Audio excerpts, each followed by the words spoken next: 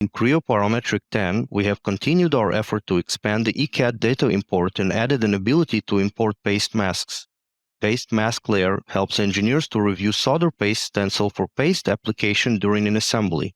The new layer can now be imported as an ECAD context data in addition to previously supported entities.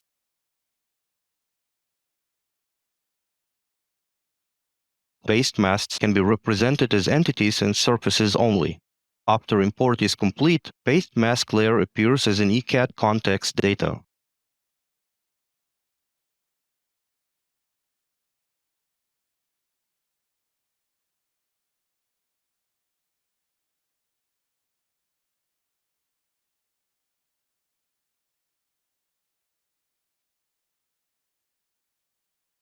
The Context Data Explorer can be then used to manage the data, where you can control layers' visibility, color, representation, and more as with any other imported layers.